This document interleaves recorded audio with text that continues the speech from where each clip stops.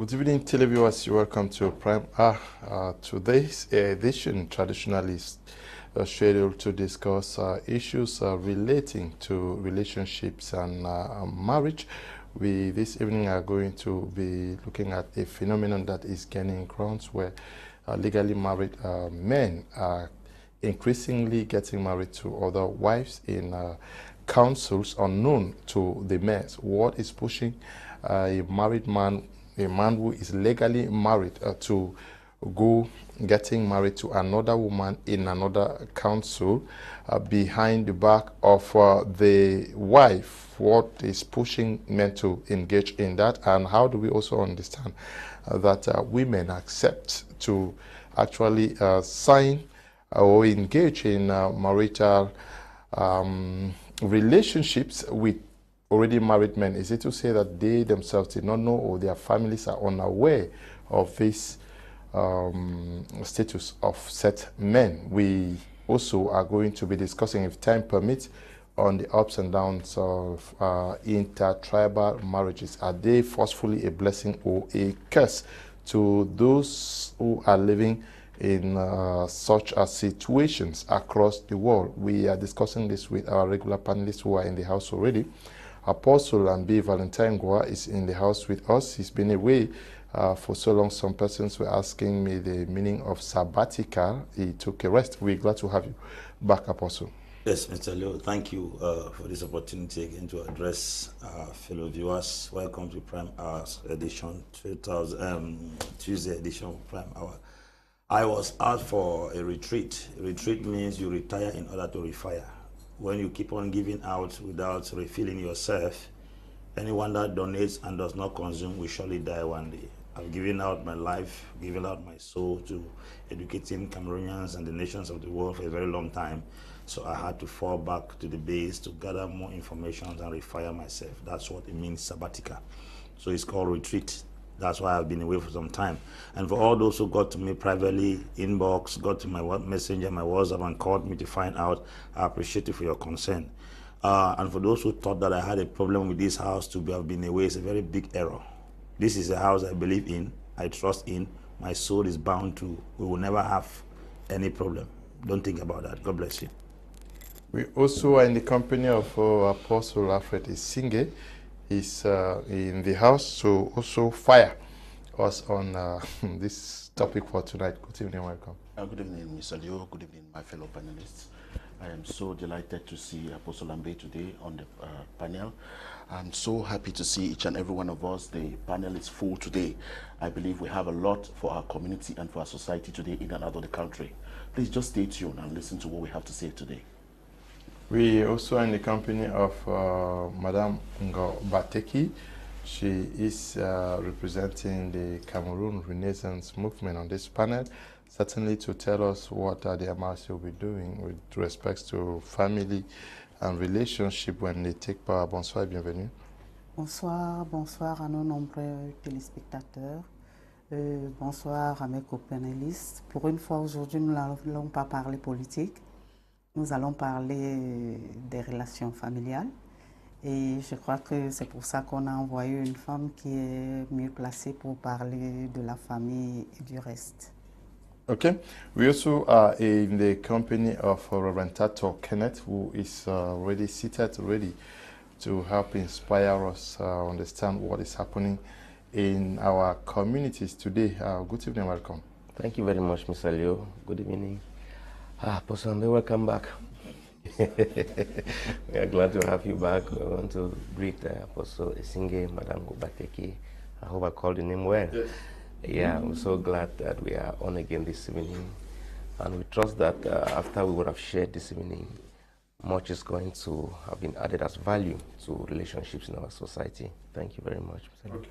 We also are going to be having contributions from Bamenda, Northwest Regional Capital, through Ms. Sanji Yvette, who is standing by to also contribute to today's edition of Prime Hour. Apostle Abi Valentine Gua, how many cases do you record in a year of women who come up to you that we are married with, I'm married with my husband, and I'm shocked to hear that he's engaging another woman in a ceremony that is actually presided over by a man.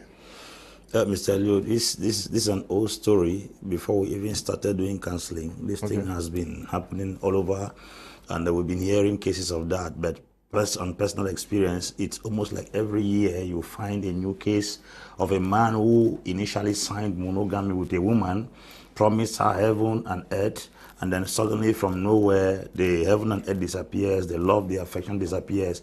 He begins to cut another man somewhere and then looks for another council in a local community to go and sign again another monogamy there.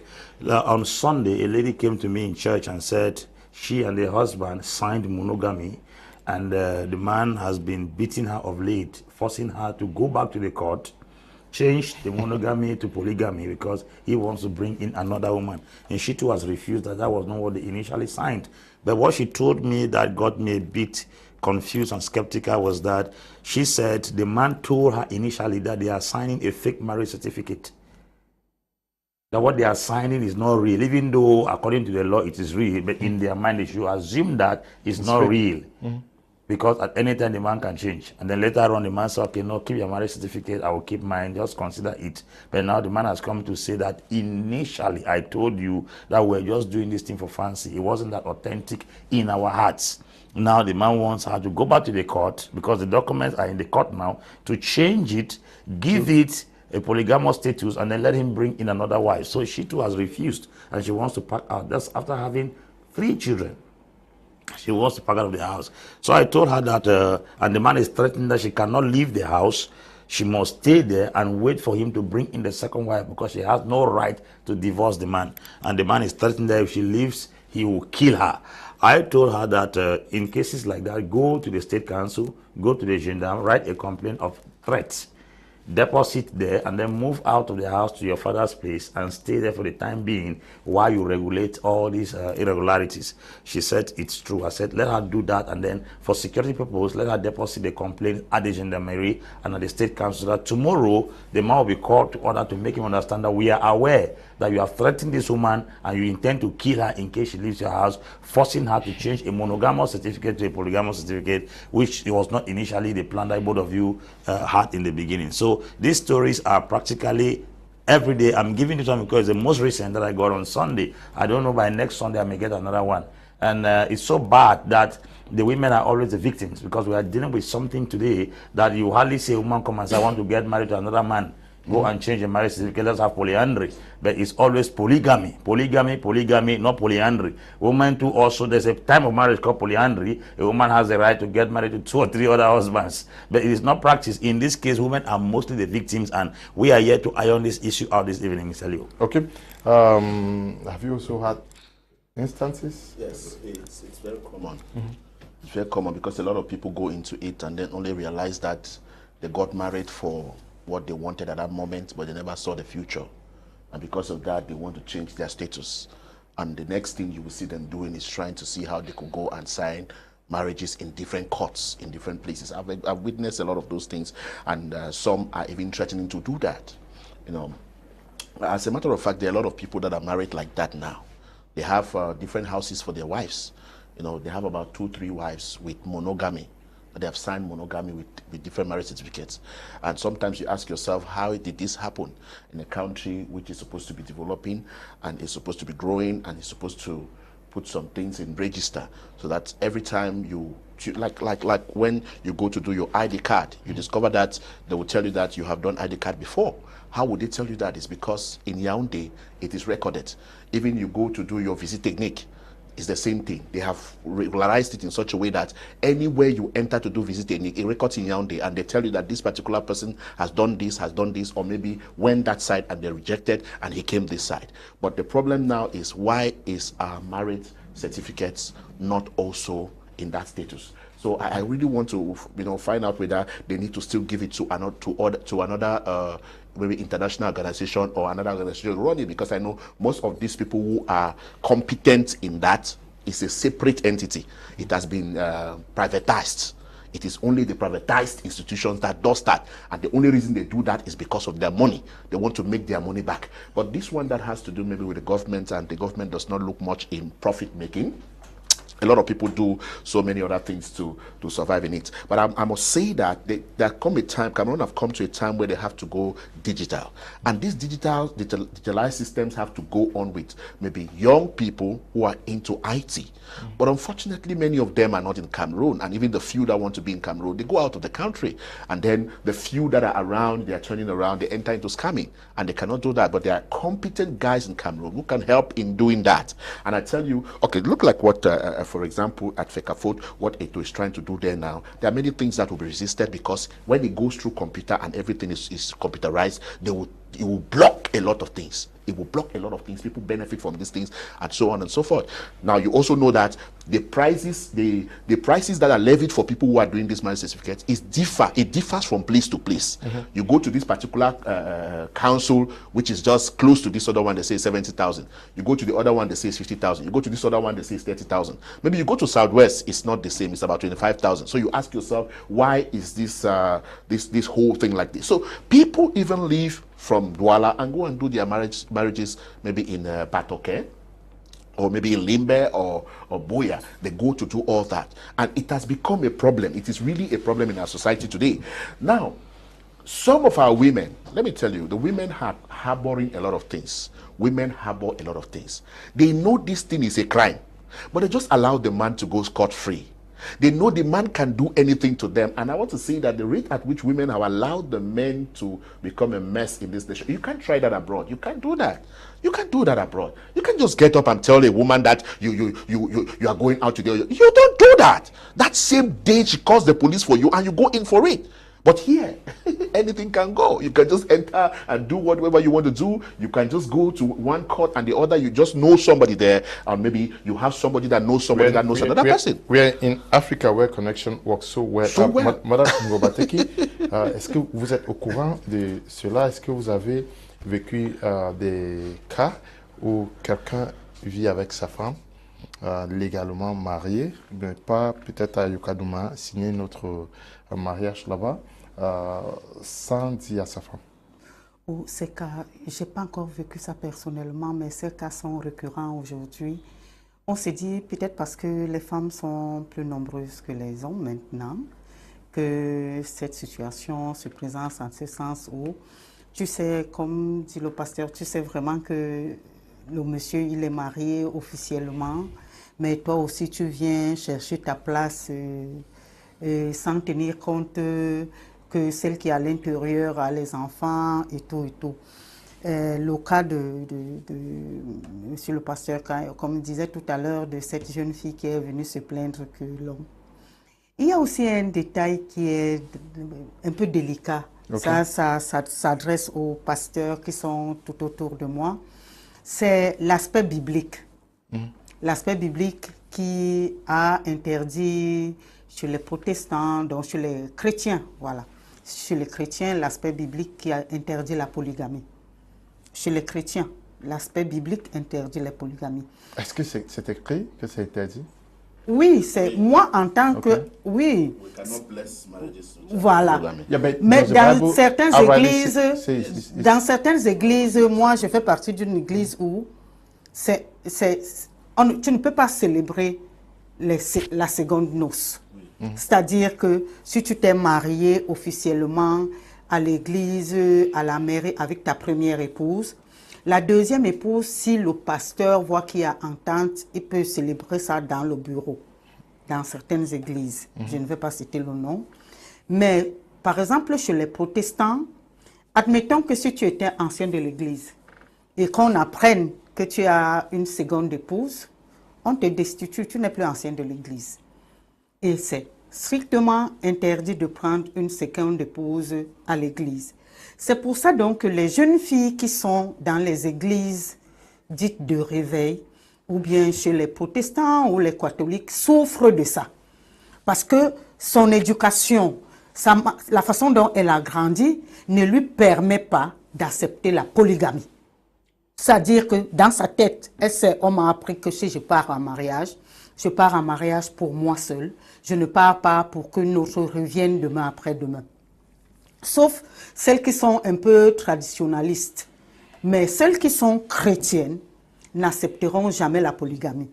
Mais et pourtant, ça éviterait de nos jours ce processus-là où l'homme va te quitter, aller automatiquement. Donc que tu acceptes ou pas, quand il dit qu'il veut partir, il va partir. On ne sait pas pourquoi.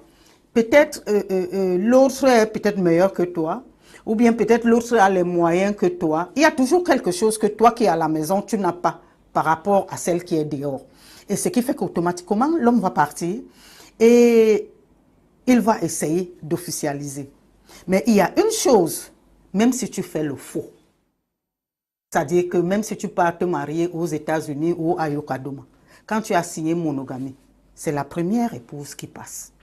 C'est-à-dire que je crois, moi je ne suis pas juriste, mais dans la loi, par exemple, celle que son mari est parti faire un faux papier montrant qu'elle avait signé monogamie et tout, polygamie et tout et tout.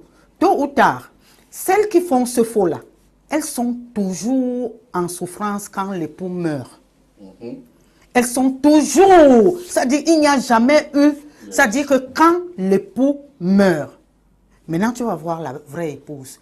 Et méfiez-vous, je dis souvent aux gens, quand un homme a épousé sa première épouse, elle restera sa première épouse. Faites ce que vous voulez. Il va parce que peut-être comment on appelle ça? C'est-à-dire, il est fatigué de te voir tout le temps et tout et tout. Donc, une va l'impressionner dehors. Il va vraiment partir, mais ils reviennent toujours. Okay. Même si c'est les pieds devant, okay, ils reviennent toujours à la première épouse. Merci, Madame. Reverend Tato, we're talking about this incident. Almost everybody is talking about polygamy, but the fact is, the man would not even tell the wife, goes behind and then engages another woman. Yeah, Mr. Leo, this thing is just an evidence of the level to which our society is really sinking into moral decay. It's a very bad thing because when a man does that to you, he's capable, in fact, that's a murderer. Because when you do that behind a woman, you are capable of doing any other thing. It is such a first. When somebody does this to a woman, the man is capable of doing any other thing else. That you go, you leave a woman in the house, you go to another thing. For me, besides leaving the blame on such a man, the government and our system has a very big hand in this thing. Okay. Yes. Because, like Apostle Nsungkikang said, why are we not digitalizing our systems? Why do we want to continue being manual forever? Now, look at this thing, because, you know, when you look at the law, 1981 marriage ordinance, it says bans are supposed to be published for 30 days. 1 month. Yes, that's 1 month. And in the case where you are not, there is a reason for which it is not be published for 1 month, there's supposed to be a waiver, and the person who has the ability to grant this waiver is the state council. But look at what is happening today in our civil status registration centers. It suffices for you to go to want to register your marriage so that the bans can be published for 1 month. And for one reason or the other, you tell the mayor or whoever is at the civil status that you're in a hurry. That you're in a hurry. Maybe you want to travel back to the US, as some people come and do this kind of marriage. So they are now making marriage looking like accidents that are looking for civil status registration centers to go and happen in. When two people want to marry, they should have been planning for a very long time. And if they have not been planning for a long time, at least not even less than 1 month. So when you are supposed to, when there is supposed to be a waiver, it is the state council that gives, but that's not what is happening in our society now. People just need to go there, talk, and then they request that because as Apostle Nsungkikang said, the people pay different amounts. If in a particular council, we know that they pay 25,000, it suffices for you to double the amount and say, okay, I'm going to pay 50,000 and to do a prompt kind of marriage. They'll now go ahead and celebrate it. That is one aspect that you see. Secondly, look at this thing they say they're publishing bans. This is still also, it is still so weak an aspect, because take for granted that, because the law says the marriage is to be celebrated either in the place of birth or the place of residence of the person who is getting married, of either of the persons who is getting married. Now look at a man who has gotten married to a woman and they're living in Bonaberry. Now, I want to look at just, within Douala. They're living in Bonaberi. That is Douala 4 Council. And the woman he is going to marry to is resident somewhere in the Douala 5 municipality.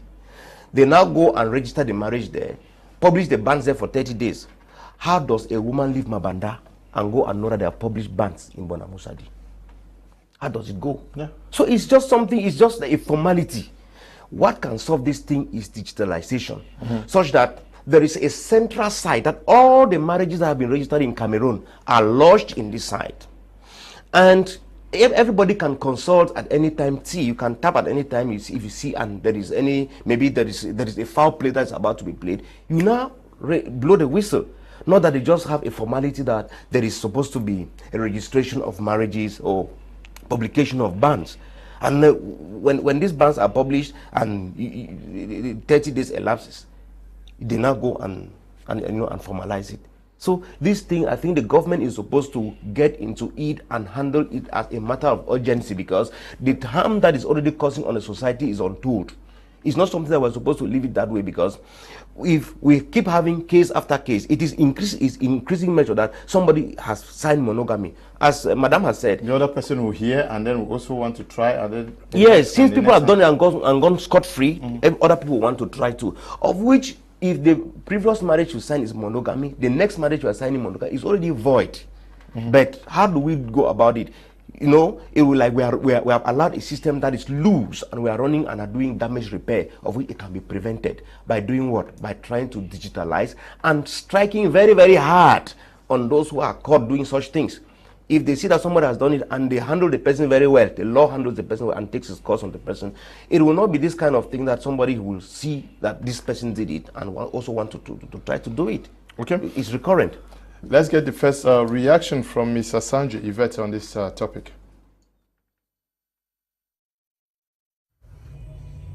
Hello, Mr. Leo. Greetings to you, greetings to my co-panelists, and greetings to our televiewers. Mr. Leo, we have very old archaic systems in Cameroon, and not just in the field of civil status registrar, but in every other thing. I think if we are in the 21st century now, and if we're talking about emergence, should we really wait by 2035? I don't think so. But we have a lot of things that we need to go digital, and one of those things are the civil status registrar. There are a lot of malpractices happening in the field of marriage, where you see somebody who has been married before, legally monogamous, going in to sign another marriage. Now, this has been taking place not just in maybe the same town, it has happened even in the same council. And you can begin to ask questions like, so is there no, is there no specifications, or there's nothing that can even detect that this person has been married before? So that is a serious problem. We should have a system where if somebody has been married before, if that person is coming to sign in another marriage, it could detect. We should even have reliable systems in Cameroon where it registers vital events of people's lives. It could be the birth, the marriage, and the death. So if you're coming and maybe someone has died, if they just type the person's name, it shows the person died this same year, this year, and that. We should have a reliable system that can give us these details. If not, how can we conquer ills, vices like someone getting married for the second time in the same council, or in the same town, or even in the same country? I mean, the digital system should be that which, if they should type my name here, okay, Yvette, they type Yvette here, even somebody in Yaoundé will see that Yvette Amike is married to this, or Mrs. Asanju Yvette is married to Mr. Asanju Emmanuel. You should have that, those details put in place to avoid the kind of evil that is taking place in marriages today, where people are going in and signing and then going back to re-sign other marriages. Now, what happens is this. According to the registration ordinance of number 81/02 of 29 June 1981, it shows that before you even go to sign a marriage, you should, register. There should be a publication of at least 30 days. or if not, a waiver should be a waiver of publication of marital banns should be done. Now, most of these cases where they go and they just sign, you know, somebody getting married for the second time legally, they go in for the waiver. So, in as much as we want to digitalize the civil status registrar, they should also look at if somebody is not going in for the 30 days publication, because the 30 days publication is we can call it a kind of manual. It's manual because that's where they can just say, maybe somebody might read it and say, okay, I know this man has been married before. But what if nobody even passes there? Some of those councils, they are even not inside the town where people visit often. So we need a digital system in place. We need a computerized system in place. I mean, computerizing everything now is no more an option. It should be an obligation. That even somebody sits in Douala Yaoundé, like I said, if you just punch in the name on the computer, they give you the details, when the person was born, when the person got married, who the person is married to. If the person is dead, that information should equally be displayed. So we should move away from these old archaic systems and get into something that is better to also help marriages. Many women are crying just after maybe discovering that their husbands went in, signed another marriage, even though that is now called bigamy. Because once you're married monogamously, you know, you sign monogamy. If you're going in again for another marriage, you're already practicing what we call bigamy. On a lady's side, it's polyandry. We know that those things are crimes. Yes, they are crimes. And even though they are crimes, they are still happening. They are still existing. So I think the Cameroon government should really look into this if we must emerge. If we must emerge, something needs to be done in that direction, Apostle Ambiva Ntengwa. What could be running through the minds of men who would be married to a woman and will still have the courage not to keep a side chick like we discussed last week, but will go forward to ask the hand to marry, and then you keep. Why not discuss with your wife? Why not discuss with your family? Why not, if you badly need a second or third wife? People don't get married in a jiffy. They don't get married in a day. Sometimes the men are pressured. Okay. And a woman finds out that she spent a lot of her life with you and she does not have a hold over you, she will start mounting pressure, because most women believe that they are only legal in your life once they have a marriage certificate that validates their position as a wife. A side chick has no inheritance in any marriage, in any relationship, I beg your pardon. And if a woman has to concretize her stand or her position in any man's life, I think there must be some legal documents that backs her relationship with that man. In case the man has properties tomorrow and he dies, she too will come out with her own marriage certificate. I've seen cases where a man dies and the women come out with a marriage certificate which their wives did not know. That's what we are talking about. The woman can boast, I'm the only legal wife. Say, no, sir, no, madam, I'm also a legal person. Now, I'm a legal wife. Now, the problem is, sometimes when the certificates come, it is the date that you legalize your marriage with this person that determines if you're the first wife, the second wife, or the third wife. Now, can somebody sign monogamy with 3 different women? It makes the other 2 marriage certificates null and void. So you are of no advantage signing monogamy with somebody who has already signed monogamous marriage with his wife initially. If you come in as a second wife, for instance, he got married to the woman on the 21st of July, 1979, monogamy, and then he did not cancel it, you didn't go to the court to readjust the marriage certificate, you are coming with your own marriage to the man in monogamy in 1992. Once the man dies and properties are to be shared, they will take both certificates to the court. Once they submit it, who was the woman that came in first?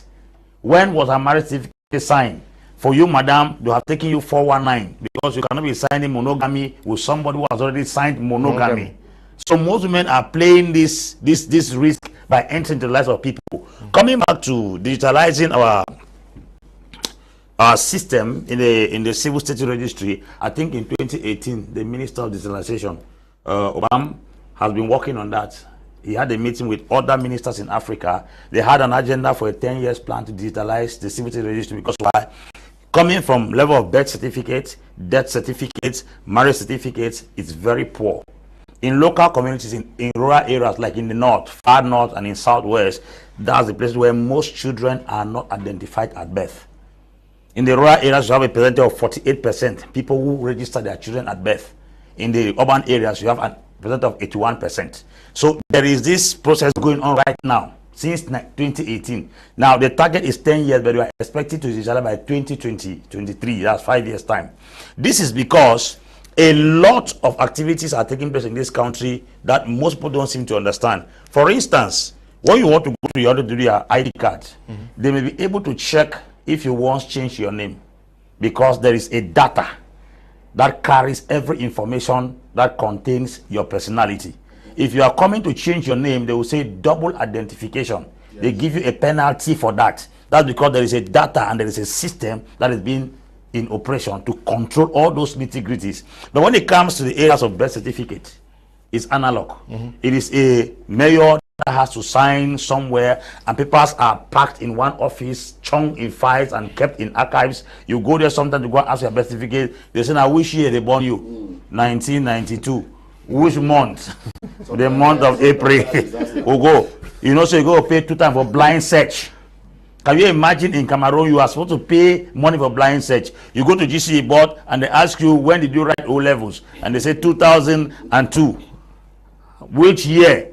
Which month? What was your grade? What was your number? You don't have it. Okay, madam, you pay 5 times for blind search. How can a civil service be blind in the 21st century? In that kind of operation, it is just a call that we have to develop our digital system. And I think that Cameroonians have grown to the extent that they can be able to manage these things. And it's so bad that we are not making use of the potentials we have around us, because the company running our ID cards is a company from Spain. They are the ones who have the data system that controls our ID card from Spain. Such a sacred, I'll call it sacred, such a distinct document that identifies your personality as a citizen of a country should not be managed by strangers.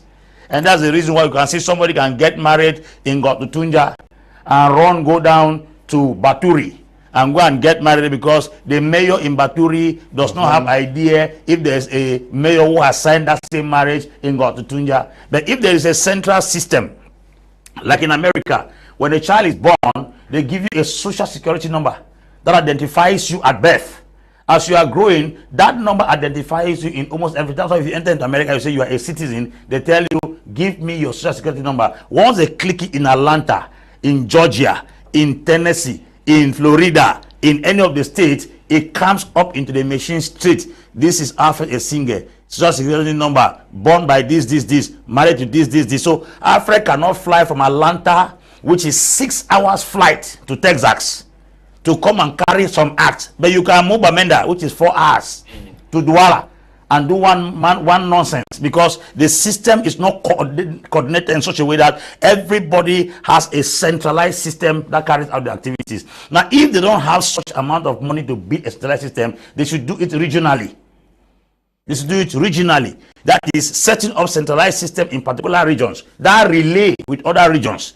In case they plug your name or punch your name in the computer in the southwest, all the civil status registry in southwest should understand that this individual in question has once been married. By so doing, somebody cannot celebrate a married Indian and come down to Faku to come and celebrate another marriage. So I think it's because we are not making use of the potentials we have around here. There are young guys in Silicon Valley here in Buea that if they give them such opportunity, they will build a data system that will help to control all these things in the country. So I think if we think that the cost of setting up such a data is too expensive, then let's make use of local, what do I even call it local? Let's make use of our own children. Okay. Yes. Now, I want us to understand how is it the fact that we are so mischievous? Are men really selfish? Or is it the fact that he says that we are forced to engage second, third wives in secret? Why can't we as men take our responsibilities, discuss this with our wives, discuss this with our family before doing this? Why do it behind the door? The society plays a lot on people's behaviors. You know, the society, like for example, she was talking about their church. Their church doesn't accept polygamy. For example, I'm a pastor. I cannot just go and pick a second wife just like that. It's going to be a problem. That's why you see a lot of pastors have about 2, 3, 4, 5, 6. They just have them there. You have to do Nicodemus thing. Yes, they cannot go in front because not that they are not able to do it or they don't like to do it. But if you do it, it's a crime, number one. Number two, the society is against you. The society is going to fight you so big time. Now, look at for commonly this issue of Yul Edochie that came up on internet. All his family members were saying they are not in support of that kind of marriage. So how do you get up again, you, the next actor, you go and pick another second wife? It's going to be a problem because the whole internet is going to pick you on that. Just imagine that Apostle Lambe go now to want to pick a second wife. It's going to be a very big problem. He will not be able to speak in this line again. He will not be able to talk about that anymore. It becomes a taboo to them. That's why you see people are bound or are forced to go behind and begin to play all the gimmicks and the games. Now, these gimmicks and the games, sometimes the wives are not ignorant about them. That's what is pathetic about it, because most wives just want, I want to keep my master. Provided he goes and comes back to me, it's okay. Some wives even know that these men have gone and signed this thing with another woman who is living somewhere else. They know it, but they don't want problem. But normally, that's a criminal offense. That's another thing that will hinder people from not wanting to go open on this kind of a thing. They're afraid that this thing, if it's taken to the court, is going to be a problem. Now, the first mistake they made was they signed a monogamy. You sign something monogamy, and then you are now hooked. You don't know what to do. Either, like he was saying that they want to go and correct it back in the court. That process is not usually easy. It takes a longer time. Unlike if you just did your polygamy, to go for a second wife will not be any problem. They'll just check your documents, your polygamy. This other one is ready to come in. Would accept that. Women are very jealous to the extent where they are not ready for the second wives. But I wonder how some people got married to a man and there were 700 wives. And we heard that they will not hear that there was any problem. 700 wives and 300 concubines. They were there. They were just managing the whole thing and going. David had about 40 of them. You know, a lot of people, you know, but how did they manage those times? Because it was accepted in their periods. It was accepted. But today, pick it. Let me pick second wife here and see what will happen. People will not allow me to pass in this nation. The internet will pick it and a lot of people will pick it. Even you, Mr. Leo, pick a second wife now and see what will happen. They will talk about you in America. They will talk about you in England. So the society is playing a very dark role on people to an extent. So that girl don't suffer. You tell me you know begin nothing. Yes. Now you don't get something. They forget that there are other factors that people consider. Like he was just talking about the pressure that is behind some of these girls that you sleep with. I'm talking about blackmail here. Some of these girls, they put pressure on you until if you are not a strong man, you will go and sign that thing immediately. And especially when you're looking for a child and you've never had a child with your wife, then now you go to this girl is having 2 children for you. What happens? You see, if you don't marry me, this picking them will be your own, you know so. And now you're forced to go now and you want to sign legal documents. That's what is complicated. It's really complicated. Now look at it even for the sake of maybe birth certificate and whatever. Are we not seeing our football players are changing their names every day? Changing birth certificate every day and everything. And it shows that the computer does not record all those things. So you can easily go there and manipulate it and change and take whatever you want in a nation. Okay, look at titles. Look at titles in the nation. Let me just go for some of the things that are irregularities when it comes to administration and whatever. People take titles the day they want. You just get up today, you change, you say, today I'm a doctor. Doctor that cannot be traced. You don't have any university you went to, you don't have any school you went to, you don't have anything you can trace, but you are a doctor. Okay. Reverend doctor. Okay. So it's a lot of problems. A complex one here, I don't know how you react to it. See, I was married monogamy for 26 years. My husband got involved with a younger woman from his tribe without my consent. When I filed for divorce, he and his lawyer came up with another marriage certificate, polygamy this time, from another woman that they were married in 1984 and asking the court to annul my marriage. It is a long story. It comes back to this, yes. People can go backdate and do anything. That is, you are married to a younger person, but if the certificate, yes. No, I think that kind of thing is subject to a lot of a lot of investigation. Okay. Yes, it's subject to a lot of investigation because you, the man, because if it is assumed here that the man signed monogamy with her. Yes. So how could you be in a polygamous marriage and then you come and sign? Monogamy. You come and sign monogamy with somebody. Like those who have been in monogamy, still say No, monogamy. he initially signs monogamy with the wife. No, They are together for... the marriage certificate, the marriage certificate, and the lawyer, okay, yes. it's showing that it was polygamy then. Yes. So you were in a 1954. polygamous marriage, 4 years. and then now you are flagging a monogamous Yes. marriage certificate. That man is a criminal. He and the lawyer are supposed to go in for it, the two of them, because how can you do that kind of thing? You had signed polygamy already. So if you were marrying this lady, you have to, I am a polygamist, I have another marriage certificate, and this is, so are you ready to sign polygamy? Not that you should be bringing in, a marriage certificate from. So in this particular aspect, the woman should keep her calm in the first place.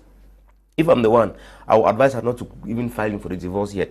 Let her wait, because there is a game that is being played there. There is nothing like a polygamous marriage certificate. It is just they are bringing a fake something in order to put her under pressure to lose. She has a good case. Let her go calmly. Let her not be in a hurry to continue with the divorce procedure. That's my advice.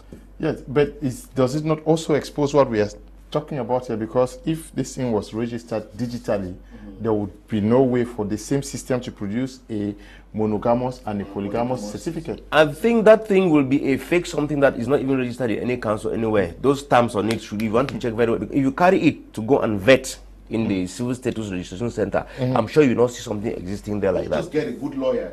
Because that kind of thing, to go and backdate, it means the register, there's a big register there. Yes. How would they go and create space in that register? You can't backdate a marriage certificate. You can't backdate a marriage certificate. It means that they are 26 years old. It means that in marriage, it means that they got married before this other one. Which means which the lady is not up to 26 Mr. years. Leo, this thing we move around with are the copies. The original thing is there now. Yes. Even this thing we move around, land title. There are copies of a land title. The land title is kept by the conservator. It's not this thing we see people moving with in their hands. It's the same thing when you go. There is a counterfoil that is registered in the booklet there. So how would they go and create space that in 1986 there was a marriage certificate? Maybe the format might have changed. 26 years and it might have changed. There are many things that come to play. So that is a fact. We live in a society where power is stronger than justice. okay. It's as simple as ABC. The camera is not on me. You can continue. No, the shot is open. The issue is that now to easily fall for that I want to intrigue. It's like it looks like it's a game. For somebody to drive through such an idea, it means the person has actually put power into play. But for how long can it continue in Ok, Madame Gobatiki, est-ce qu'on n'est pas aussi dans une situation où les Africains sont pris dans leurs propres pièges? Parce que là, l'homme africain aimerait avoir peut-être plus d'une femme, hein? Et puis maintenant, l'Église dit non, il n'y a pas moyen. Et puis, the society now also puts constraints, mais l'homme africain derrière veut vraiment vivre sa vie. D'une part, l'Africain, c'est un peu naturel. Comme je vous l'ai dit tout à l'heure, dans certaines cultures, c'est naturel qu'un homme ait 1, 2, 3, 4 femmes. Aujourd'hui, vous allez arriver dans certaines mairies où il y a des jeunes filles qui signent la polygamie. Tout simplement, j'ai une amie, elle a signé comme ça. Elle n'est même pas dans la culture, cette culture, mais elle a signé et elle est avec son mari dans la maison. Maintenant, les pasteurs n'en disconviendraient pas avec moi qu'on dit que le mariage, comme je l'ai dit tout à l'heure, est sacré. Le mariage est une chose sacrée et qui vient de Dieu. Parce que quand nous parlons, nous mettons en mal les hommes qui abandonnent leurs femmes pour aller épouser d'autres. Nous oublions aussi qu'il y a certaines femmes qui sont insupportables. Certaines femmes qui savent cacher ce qu'elles sont. pendant que peut-être vous êtes en fiançailles, pendant que tu l'observes, elle te cache beaucoup de choses. Et maintenant, quand elle entre à la maison, tu vois son vrai visage et puis après, ce n'est plus ça. Et ce genre d'hommes, ils sont prêts à tout, c'est-à-dire à faire du faux.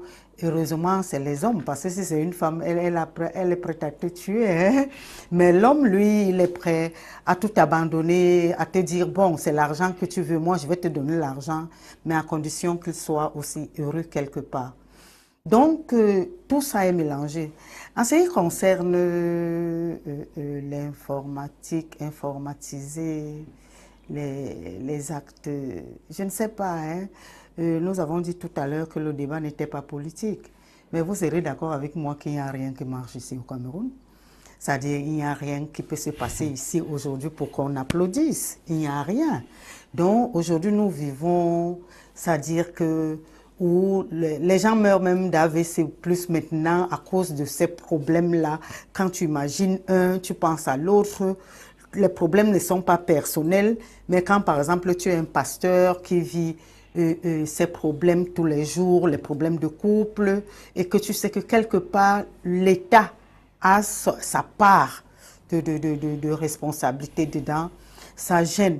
Mais vraiment, il n'y a rien qui puisse marcher aujourd'hui et qu'on dise que l'État a pensé aux citoyens lambda qui sont au quartier. Déjà, si je suis maire, tu es maire à Bamenda, je suis maire à Douala, j'ai besoin d'argent autant que tu as besoin d'argent. Donc, ça veut dire que si tu viens et que tu veux te marier, du moment où tu payes tes droits, le reste, ça ne me concerne pas. Ça ne me concerne pas, s'il te plaît. J'ai le carburant à mettre dans ma Prado et tout. Donc, je ne vais pas vérifier. Et surtout que ces gens qui font ça ont toujours un peu de moyens. C'est-à-dire que l'homme moyen, là, qui n'a pas assez, même si sa femme lui fait n'importe comment, il va supporter parce qu'il sait que aller chercher une autre, parce que l'expérience a prouvé que la deuxième femme coûte toujours, surtout au début, hein, elle coûte toujours plus cher que la première. Parce que tu dois t'investir, tu dois lui prouver que tu es un homme bien, donc, mais que tu peux faire mieux. Donc, ce qui fait que quand tu arrives chez le maire, ce n'est pas 50 000 qu'on a l'habitude de donner que tu donnes. Tu donnes quand même une assez forte somme et tu sais que c'est quelque chose qui doit se passer le plus tôt possible. Donc voilà l'autre aspect, ça c'est le Cameroun.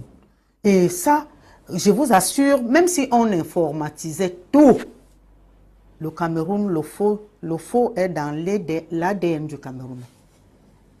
Ils chercheront toujours les moyens. Voilà quelqu'un qui veut se marier, prendre une deuxième épouse. Comme il disait tout à l'heure, que quand tu prends une deuxième épouse, quand tu es la première, tu t'es marié en 2012, hein? Monogamie.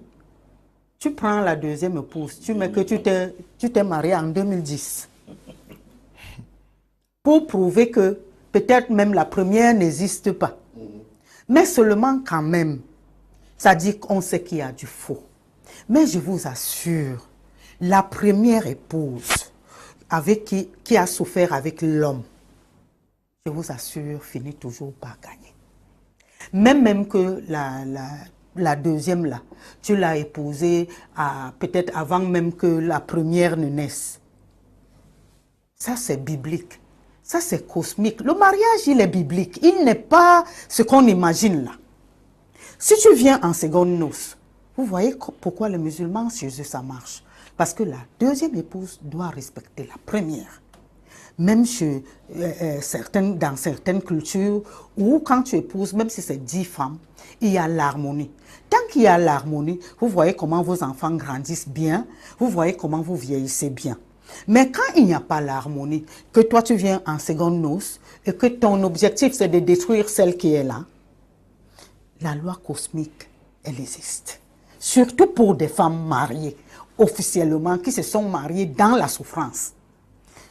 Ou la deuxième épouse, c'est ces enfants qui ne vont pas bien grandir, qui seront les délinquants et tout. Ou si c'est la première épouse qui n'était pas bien, il y a toujours un salaire en ça. Et une femme qui est mariée et qui reste une bonne chrétienne. Parce que parfois, on est dehors, on prie Dieu qu'il nous donne le mari. Et quand on entre dans le mariage, on oublie. Okay.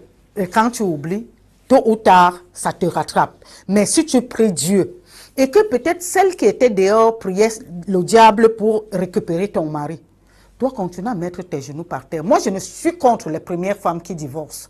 Je suis contre ça. Parce que quand tu divorces, ça veut dire que tu as laissé la porte ouverte à la deuxième. Hein? Oui, et tu laisses les portes à la deuxième qui va maintenant s'installer comme il faut. Toi, que la deuxième femme ou bien que l'homme fait souffrir, continue à mettre tes genoux par terre. La vérité finit toujours par triompher. Okay.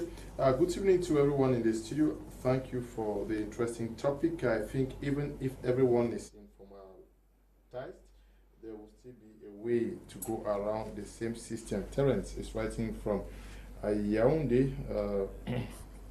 May I know if a man did not pay the bride price while he has 4 children and 2 of them signed marriage without her parents, and the woman later on over 15 years now, does the man has the right to marry his legal wife? BJ writing from Kumbu. The message not so clear. May I know if a man did not pay the bride price while he has 4 children and 2 of them signed marriage, 2 of the children now married legally without her parents, and the woman later on over 15 years now, does the man has the right to marry his legal wife? PJ writing from Kumbu. It's not clear. Let him write it. I think what it means is that you are living with a woman and you have not paid the bride price. Maybe you are not married to her, but you have children, and now the children grows up and gets married in court or at the council. I don't know whether he's asking whether the man has a right to marry his legal wife. The message is not too clear. Let him clarify. It's not too clear. Can you get time to ask us more? Yeah, okay. Can you just rewrite your question? We will read them out. Good evening to you all in the studio. The issue Apostle Ambe raised about the Spaniards managing ID cards isn't appropriate but necessary. This is because if our locals manage our ID cards database, they will issue ID cards to their own whenever based on relationship and not the appropriate. In so doing, there will be loopholes. But the Spaniards have no relatives here. Odidika Sonny Rollins, writing from Bamenda, okay? Cameroonians are the ones. Have you ever seen any white man issue ID card? Good evening, Mr. Liu and the panel. In a society where laws are not respected, all these things are bound to happen. Those who are financially stable and have someone in high position will always take advantage of the weak because where there is respect for the law, you cannot find such mess. One European once told me if he has the opportunity to do business in Cameroon, he will be happy because he will be able to cheat in taxes. That in his country, you cannot even think of trying to cheat. So what we need is a system where the laws are respected. Sally is writing from Mutengena. Good evening to you, Sally. Good evening, Mr. Liu. A big welcome to Apostle Ambe. The sabbatical was wonderful. I can see the glory of God's light on his face shine on. Mars series writing from Moliko. Good evening. Once more, our country has refused to keep a good filing system. Every year, we compile same documents for census sent to Yaoundé each year. The earlier the authorities start to sit up and computerize things, it will help us all. Okay. Good evening to the entire crew. A special July greetings goes to Apostle Ambe in West and Central Africa. Finzi is writing from Limbe, I'm sure. Good evening, Mr. Leo, and to all the servants of God on board. Mr. Leo, how I wish you redo this program so that You can bring on board a legal luminary to explain the position of the law for this topic. More grace to your able, sir. Mr. Mbong, writing from City of Excellence, City of Legendary Hospitality, that is in Boya. Greetings to you all, Apostle and I love you. Welcome. I'm Echani Joseph, writing from Yaoundé. Take two messages on the group. Good evening, Mr. Liu, to all the wonderful panelists. Glad to see Apostle Ambe. Welcome back from the sabbatical. Okay, we are looking at the topic for tonight, Apostle Ambe Valentine Ngwa. Can we see here that these women who engage in the second, third marriages that are signed in this in the councils are not aware of the status of the man? Because in the case, take the case of the lady who signed monogamy, you're signing monogamy. Are you telling us that you did not do your findings to know that this man was married to another lady? And most often, this is done in the presence of the family of the man, of the lady. Yes. They see this man as the husband to their sister and daughter.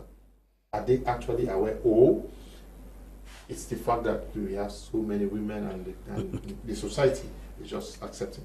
Mr. Leo, to be sincere, these women cannot claim, never, not to have any idea if the man is married or has children. If at all some are ignorant, we say 5% over 100% can be ignorant, but 95% of them are aware. This has to do with the information the man takes to the girl's family. I've seen many cases where girls tell me that this man wants to marry, but he says he has already engaged divorce process with his wife. Yes.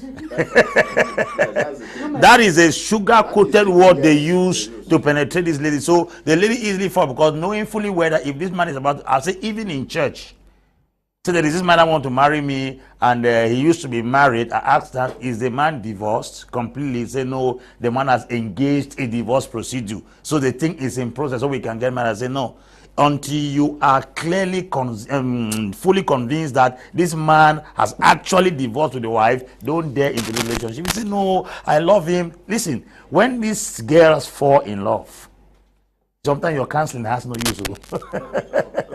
It makes no use. It has no value. So the girl will tell you that the man has engaged a divorce procedure, so the thing is in process. So the man is a nice man. He's a nice man, he's a very good man. It's just because the wife is maltreating. Then they take very sweet words. They tell you how their wives are very wicked. They are looking for means to penetrate you, so they will finish with their wife's image in front of you and then find their way into your heart. When you get married also with such a person, at the end of the day, you will realize that you are also a victim like the first woman. Because he will start looking for the third if at all he has the energy. One of the things I've also reasoned is that at the end, these women don't totally lose it, because a child is identified being a man's child based on birth certificate, not marriage certificate. If this man does a second monogamous marriage certificate with you and gives birth to children and identify those children with a birth certificate, if the man dies tomorrow, they will account that those children are his children based on birth certificate, not marriage certificate. It is marriage certificate that defends a woman in a man's life. It is birth certificate that identifies a child in a man's life. So if I thought they sign a second monogamous marriage certificate, and then children are being born, and then the man does the birth certificate in his name as his children, at the end of the day, if the man dies tomorrow, those children will come out with their birth certificate to produce our father. And if he wills, shows that part of the property to be given to them, the children will still collect it and go back to their mother. So that's the drama. So sometimes you see this woman also reason in this way and also accept this second monogamy, because in no way would they lose, because their children are accounted as part of the family, especially when the man's will goes on to say that this portion of my inheritance will be given to this son of mine, this son of mine, this son of mine. The child has legal access. Somebody wanted that when a woman gives birth to children with a man and the man dies with a marriage certificate, do those children have right? I said those children have right to their father based on birth certificate, not based on marriage certificate. The marriage certificate protects only the woman in marriage. It is birth certificate that protects a child's right in the father's life. So most of these men, they have very sweet words. Number two, a lot of families are carried with gifts. When a mother-in-law of this second woman begins to receive what she has never received from any man, and the brothers, sometimes they go there, they flaunt money, They throw money around. Some people will send you abroad. Say the girl will marry that man that says the junior brother abroad and sponsor the brother in the university, and damn the consequences. So when they see all this kind of display, they are forced to accept, knowing fully whether the man already has a family somewhere. Sometimes the women in the house are also aware that this man is going out to get married to a second woman, even though they refuse, but they will tell you that you can marry them somewhere, don't bring them here. Because every woman wants to protect her terrain. So when you give a man such guarantee, he can go somewhere, marry the woman, position her there, keep her there, and then rush there from time to time while you occupy your space. Because every woman does not only want a man, she wants to occupy her space. Now, it is in this occupying her space that makes some women even just give a damn if their husband is rushing after other men outside. A lady once told me, said, as long as I'm the one in charge here, he can fly to the blues. He will come back here and meet me in this compound. So women mostly protect their space in a relationship. They are trying to protect the man in question. And why do they fight? They don't actually fight for themselves. They fight for their children. Because a woman will not be threatened tomorrow, or will not want the children to be threatened tomorrow because the father brought in another woman into the compound. But you see, I rather prefer we discuss this issue of African men yearning for more women as a gene and a pattern of their life. That's the question I ask. Are we caught in a web where we now find ourselves in a situation where religion tells us that this is the pattern to take, and the laws that were brought also from the colonial masters are directing us? We appear as if we are fish out of water. Are we struggling? A lot of things are introduced in the African continent that is not the African man. One time I said, Ferdinand Leopold Oriono, in his book The Old Man and the Meda, he said, les pieds de Mecca ne pouvaient pas entrer dans les chaussures de blanc. That is to say, Mecca has grown with bare feet. For you to bring a shoe from Europe, Mecca has never known wearing shoes. So his feet have outgrown beyond the size of the shoe. That statement was made as a political statement and a colonial statement against the colonialists. That is to say, there is a philosophy and a mindset brought out of Europe into Africa. They are trying to wear us that shoe. We have outgrown the size of that shoe. One of it, I believe, is democracy. We have grown with monarchy, and we are conscious of the fact that when a man dies, his son takes over. But they told us that power belongs to everyone. Yet, we are not seeing power belonging to everyone because we are still going back into the monarchy. They have transformed our mentality to think that power is diverse, not knowing that power is still centralized. That's the reason why there's so much war in Africa. But you go to the kingdom and the kingdoms in Norway and the South and other places where a man knows that for died, there was no war. The son automatically ascended the throne because that is the mindset of the people. But now they have told us that when a president rule, another man can rule. We are not seeing it yet. Since the president is dying, the son is taking over. Another aspect is polygamy. The African man in those days, when he was getting married, he got married with the consciousness, and the girls were aware that you can enter as a second and a third and a fourth wife. But when they introduce the fact that one man for one woman, and the gene of the African man is telling him that, my friend, you can't stay with one woman, it becomes a serious challenge for them to adopt what they have been taught than what runs into their system. And this is the reason why I keep telling us that there is a nature of every people. You go to the Asian environment, you want to go and preach husband marrying men in India, is a kind of philosophy that is not in their system. It is women that get married to men. Now, when you introduce such a doctrine, they may accept it externally. That's why there is high-level hypocrisy in Africa. We have accepted a teaching that is not our DNA. So externally, you will see a man says, I am a preacher of the gospel. I have just one wife. Meanwhile, his blood is keeping about 3 to 4 side chicks. Why? That is what runs in his system. It is true. Information that comes cannot penetrate everybody at the same capacity. Some people can take it, accept it, absorb it, and then practice it. Others will just accept it externally, but they cannot engage it practically. So that is the reason why we have a very serious challenge. The nature. I said once that we used to work in Africa with bare body. Mosquitoes were existing. Parents in the village drank from streams. There was no typhoid. Now we drink purified water with chlorine. In Douala, we still have typhoid. Something is wrong with that typhoid. We work with bare body. There was no Anopheles mosquito. There was no Plasmodium parasite. Now we are working in Africa with blankets and tents we still have mosquito. Is malaria really coming from mosquito? If somebody carries HIV and a mutual mosquito bites that person and transfer the same bite on you, he has to transmit that same HIV virus. It is only the plasmodium parasite that enters your system, not the virus. Something is wrong with malaria, something is wrong with typhoid, something is wrong with the system of marriage, something is wrong with the system of government that was brought over there, which was a shoe that was given to Mecca, whose feet had outgrown the size of that shoe. We should go back and face some practical realities. You see people in church, they say they are elders, and they say our church say don't marry 2 wives in the village. They have kept that, and this hypocrisy is so bad in such a way that we cannot even contain it. It has even crept right into the church. Into the church. Pastors are telling people that we are celebrating monogamous marriage in this place today, and ladies and gentlemen, why he has 2 side chicks? In the same church? In the same church. How do you explain that? Something bigger than the cricket is pursuing the cricket. Okay. I think we should be able to address this thing the way it is. Okay. This one says, good evening, right from Bomenda. I'm writing from Dibula TikTok. I don't see any reason why all these legal certificates, because if one man's thing to one woman, they will happen to the rest of the women. Okay? You mean that if one person were to marry one woman, what will happen to the rest of women? Let them enjoy as they please. Pastor, what should we, the Africans, do when God have given more of women?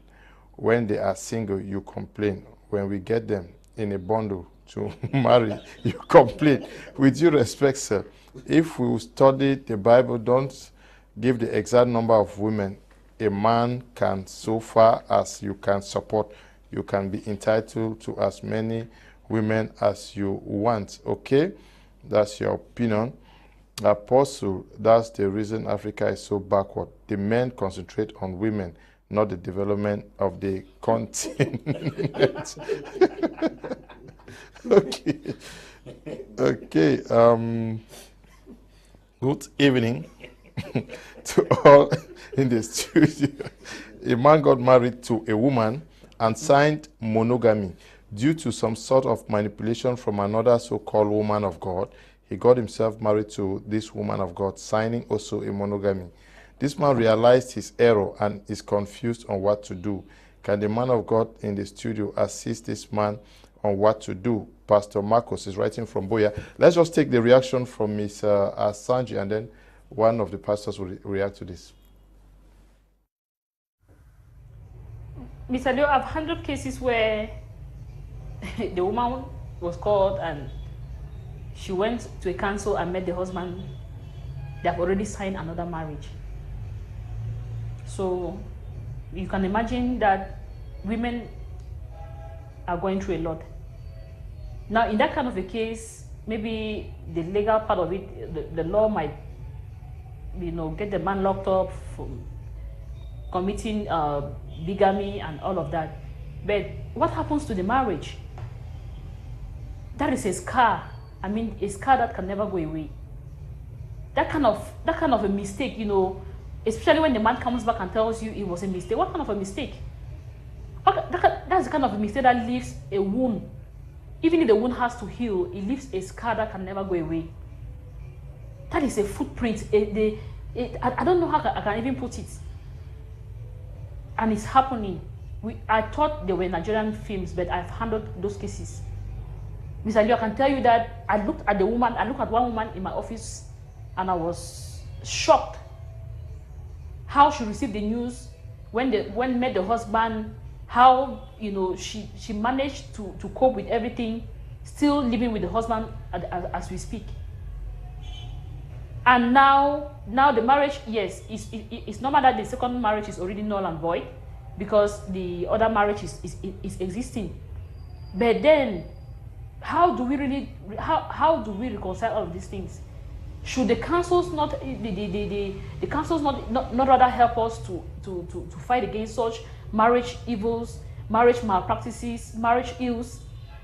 Should they be the ones, giving us, adding to the wounds of marital pains, I think it's time the mayors in particular, I think it's time for them to have a meeting. They look into this, because it has been happening. I'm talking about here in Bamenda. It has happened here not once, not twice. I have personally handled cases like that. So what is happening with our systems? What is the way forward? I think mayors should sit and take a relook into this and have proposals of what should be done in order to avoid such instances or such things from happening. Mr. Leo, to conclude on this, unfortunately, as we talk, there are people that are married to 2 different women. Yes, there are people that are married, I mean legally. And maybe if the other wife does not know about it, that is all. Some of them, they are married here in Cameroon, the wife stays here with the children, they go out of the country, and some of them still get married out there.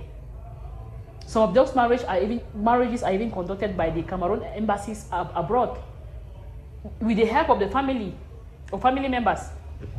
I've seen a case where the wife was kept in the dark, but all her in-laws knew about the other marriage. In fact, they facilitated the other marriage, and the man is married and staying with another woman in the US, while she is also legally married and staying here in Cameroon. She only discovered it at the, with a shock that every other person knew it except her. I think it is really time. This is the 21st century. We should, if Cameroon must emerge, if Cameroon must grow to a certain extent, these are the areas where things must start from. They should digitalize things like this kind of key events in people's life.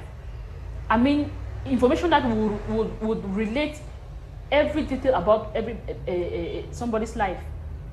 Like I said, giving details of the birth, the marriage, even the death. Today you have birth certificates of children that are not even existing. Tomorrow you might even have marriages signed, for reasons that you cannot even explain. Please, this is a plea to the council mayors. They should have a look at what is happening. Go through, I don't know how they can go through those forms, piles of forms in their offices. We need something better. If fire consumes those files, that's all about everything. They will not have any details of anything anywhere. They should have a computerized system where even if a fire incident happens to crush down things in this particular council, information can still be gotten from another council. So that's my take on this, Mr. Leo. Ms. Sanjay Yvette, right, coming in there from Bamenda. Good evening to all the panelists in the studio, Mr. Liu. Let's not look at the issue one-sided. Some women use the monogamous certificate as a medium of guarantee to talk to their husbands with no respect, maltreat them and anyhow just because they know he can't get another woman. So this makes these husbands in question to go for a secret marriage. Let's look at the story this way too. Sebastian Tanto is writing from Yaoundé. Okay, women, please, when we sign monogamy, don't maltreat us because we are helpless. Good evening, Mr. Liu, and to all the panelists. Oh, what an enriching topic. Thank you, Mr. Liu. I'm learning a lot. Thank you, Apostle Ambe. Daisy is writing from Kumba. This one says, because mothers give birth to many girls, so that is why we see men are invited to a monogamy marriage by five boys. I don't know what you mean by that. Sorry for the unclear message. What I mean was that a man signed a monogamy with the woman without the lady's parents, that no bride price was paid. And later on, the woman left the man, saying that it is over 15 years now. The woman refused reconciliation. Does the man has the right to marry his another legal wife? Yes, I think the man has the right now. Yes. But you were going to, there's some worries that were raised by a man of God. I didn't get the... Pastor Mark. Marcus. Yeah, Pastor Marcus. He said... He said somebody got that is okay. A pastor man got married to. No, that somebody was married, monogamous marriage, and then a woman of God manipulated the man, and they signed monogamy again, and then the man has realized himself. How should he go about it? It is a criminal offense that that's a criminal offense. Yes, criminal offense. You need to seek for help from maybe a lawyer. A lawyer can help you to know how to go through that procedure. It's a criminal offense. You can't be asking us that you have gone and stolen some things and you want to go and give it back, and you think that you're not ready for the consequences. Is going to become a problem, because with the government, it's a criminal offense. If the woman that you're married to recognizes it, it can become a criminal offense. Because I know that many women are, they are worried, because I've heard people say that I want to go and divorce, but I don't want to start the process because I don't want to spend money. That's what I hear so many women saying. Say may they can go court. When you can go court, then you go spend money for the distance. So you seek the advice of a lawyer, so that the lawyer can tell you how to go about that, because it can become a very big problem. So he has two certificates. Yes, 2 marriage certificates. It's already a criminal offense, which the lawyer has to help you to know how to go about it. He wants to go back to the first. Yes, he wants to remain with the first wife. So how do you do that? You just go back to... So sometimes before we do some things, we have to think about it. We have people that have signed documents, they have signed marriage certificate only because they want to travel. And now you discover that the person that you want to travel with is a greedy person, and he refuses that. I'm not going to do all these things. You're my wife. We must marry. We must marry. And that becomes a serious problem that has to go through some serious procedures too. I just want to add to what Apostle is saying. For me, I don't really see much of a problem in this case. One, the first marriage was monogamous. The second one is already in fact, it's dead on arrival. It's already null and void. You have realized yourself. The only thing this man will surely be afraid of this second woman is blackmail. If I'm the one, I will come up publicly and say that this is what I did. So that you said something last week. It's not only blackmail is very big. No, I'm saying that now. I'm saying that before you blackmail me, I will come up publicly on internet and say that this is what I did, and I've realized myself, and I am just like what he's doing here now. Yes. That's what I will say. This area, I'm concentrating with my wife. I say it publicly because where else can you blackmail somebody now apart from more than social media? Before you get there, I would have gone there already and said this is what I am about to do. But you are having a document in your hand that's a government document. Which is null and void, Apostle. It's null and void. No, it's not null and void. It's null and void. It's null and void. You signed it. You have signed it now. Yes. Which is null and void. No, you can't consider it null and void. It's still a criminal offense. Then it is null and void. Because you lied. Yes. You were not married. You did. Yes, it's criminal. It's criminal offense. It is, but I'm saying that right now, because there is no the man is already in the darkness. What would this woman do? The woman will also want to drag him into prosecution. Want to take him in front of the law. So before me, I will say okay, because there are sometimes when you face some of the things head on, it is better you face it and face the consequences than to say that you want to be afraid of. But sometimes it's good to also listen from that woman. The woman of God. Yes, listen from her, because some of these men are terrible. No, what the listeners, the viewers' idea was that the man was manipulated by a so-called woman of God, maybe through a vision or something. Oh my God! That's why. Let me. These young boys. Let me add. The government, the law of Cameroon, considers a 15-year-old woman as qualified to get married and an 18-year-old man as qualified to get married. The man is not a minor. He is aware of the law and he's matured. Yes. The crime to commit to go and get married is too long to be called a mistake. It's not a mistake. That's why somebody said the act of adultery is too intentional to be considered a mistake. The process you go, enter into a house, remove your dress and start the process is too intentional to be considered an error. That man is not a minor. How can he be manipulated to marry a second woman in a polygamous marriage when he already has a wife? He is a criminal in this question, because women don't marry men. I thought the second marriage was monogamous. Second marriage monogamous. It was monogamous, which is a crime. The man in question is the one that marries, not the woman. So if the man went and got married monogamous marriage again after having a monogamous marriage in the first place, he is a criminal. So if he carries the case to court, he will be implicated. Now, this is what I'm saying, Apostle. My view is that already the deed has been done. And you see, there are people. Is it that there's no room for change? No, it's to get a lawyer to counsel you. In addition to that, what I'm saying is that the court does not believe in abstract. If you call it spiritual manipulation, that some prophecy and some gimmicks and some witchcraft operation, the court does not believe in abstract. Does not believe in that. Did Court you believe in sign? facts, yes. Did you sign a monogamous marriage with a woman a second time after knowing you already have a monogamous with the first woman? Yes, you are guilty as charged. Yes. You are guilty, but now this is where the trick is, in my own opinion. This is where the trick is. If he says this is what I am doing, and this other woman, this woman of God, does not take him to court, and public, that's the state council, who is the public, the government's lawyer, to say, does not include, where will he be with litigation? There will be no litigation anywhere. So in this case now, he can move it and be with his wife. But if he is taken to court by this second woman or by the public justice, that's where there will be an issue. Dr. Yimbu Emmanuel says the greatest problem with Africa is trying to use a Western concept in an African context. Monogamy has never been an African way of life, and numerous cases of divorce, unfaithfulness, and adultery witnessed in our communities today are simply because a Western concept cannot approximately fit into our African way of life. Good evening to you, Doctor. If women want to be on the same footing with men, there should be a groom price.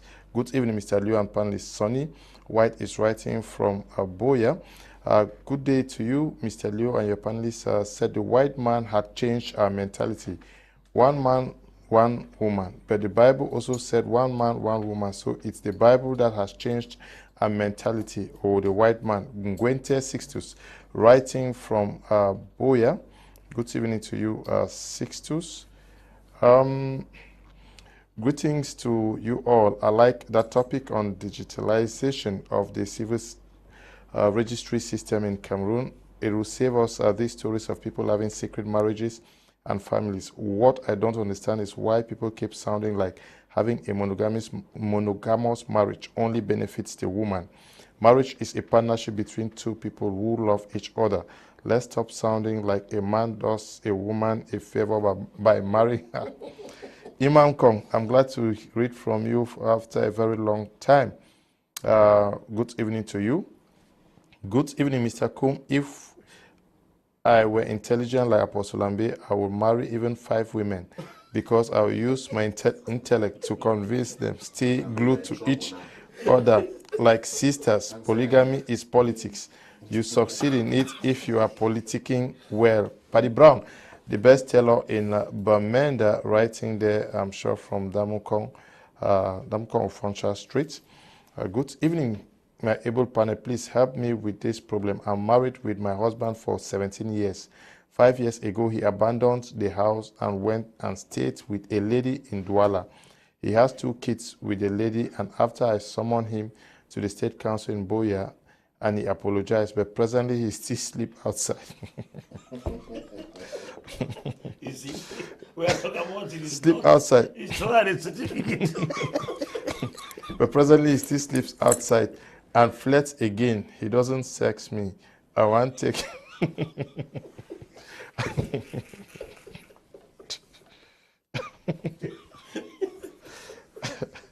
I want to take him to court by Friday.